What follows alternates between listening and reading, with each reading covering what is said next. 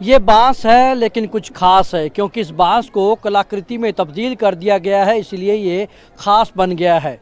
हिंदुस्तान में तरह तरह के बांस पैदा होते हैं, 136 तरह के बांस हमारे देश में पाए जाते हैं, लेकिन कुछ हुनरमंद कलाकार हैं जो इन बांस को अपने हाथों से कलाकृतियों में तब्दील कर देते हैं और फिर वो बेशकीमती हो जाते हैं। आप इस वक्त देख सकते हैं कि यहाँ तरह तरह की बांस की कलाकृतियाँ मौजूद हैं, जिनको बेहद आकर्षक तरीके से बनाया गया है। बांस को काट करके और कैसे तराशा गया है, वो अपने आप में एक कलाकृति बन गया है। और ये हुनर जो है वो शिल्पकारों में होता है। आप देखेंगे कि किस तरह के यहाँ पर लैंप बनाए गए हैं, जो कि बांस को बिल्कुल कार्विंग करके और उसकी पूरा उत्कीर्ण करके उसके ऊपर डिजाइन पूरी तरह से जो हैं वो उकेरे गए हैं। और ये बांस अपने आप में बेहद खूबसूरत कलाकृतियों में तब्दील हो गए हैं। इन बांस की बेहद सारी जो खासियत हैं वो हुनर से बनी हैं। तो इस वक्त हमारे साथ कलाकार मौजूद हैं। कहाँ से आए हैं? बंगाल से है सर। क्या नाम है? पोल्टू बुश। पोल्टुगुश, आपने ये जो कलाकृतियाँ बनाई हैं, ये आपने कहाँ से सीखी और कैसे ये आइडिया आया कि बांस से इस तरह की सुंदर सुंदर चीज़ें बनाई जाएं? हमारा उधर एक दादा है, गोपाल नाम है उसका, वही फिर पहले हमारा ये शिल्प कला काम करता है। लेकिन ये हाई लेवल का जो काम है वो मेला में आके हम देख के फिर कस्टमर का साथ बात करके आइडिया लेकर आहिस्ता आहिस्ता डिजाइन भी चेंज किया है। फिर डिजाइन डेवलपमेंट से फिर कुछ दिया है हम लोग को, इसलिए ये लैम्प सेट बना कर लेकर आया है बंगाल से। तो ये जैसे कलाकृति है, इसको बनाने में कितना समय लग जाता है? इसको बनाने में एक दिन लग जाता है। इसको पहले छीलना होता है, फिर ड्राइंग करना पड़ता है, उसके बाद फिर कार्विंग करना पड़ता है, आग से जलाने होता है, फिर भी पॉलिश करना होता है। तो कितने का बिक जाता है एक? ये इसको तो मार्केट में 500 रुपया में, 400 रुपया में बिक जाता है। ये जो आपने लैंप बनाए हैं अलग अलग कार्विंग करके, डिजाइनिंग बड़ी शानदार नक्काशी की गई है, इनकी कितनी कीमत मिल जाती है? इसको कार्विंग का ऊपर में और शुरू मोटा बेम्बू का ऊपर में इसका थोड़ा दाम लग जाता है।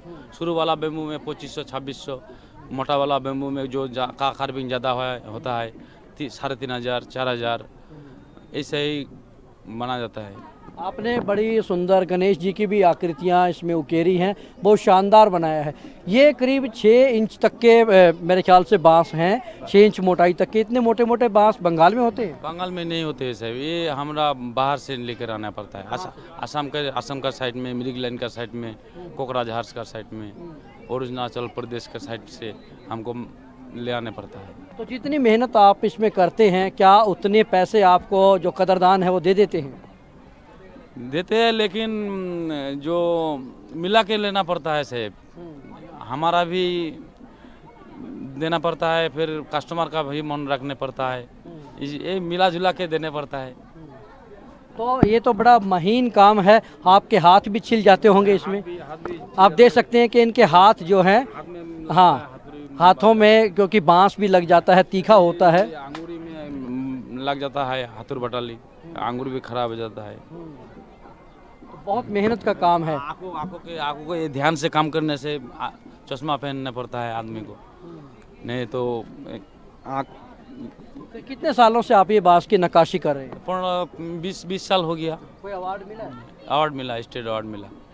स्टेट अवार्ड मिला। तो आगे कोई आपने सोचा है कि कुछ ऐसी कोई चीज़ बनाना चाहते हो जो अभी तक नहीं बनाई, लेकिन बांस से आगे बनाने की योजना है? हाँ, बनाने का तो आइडिया है साहब। क्या?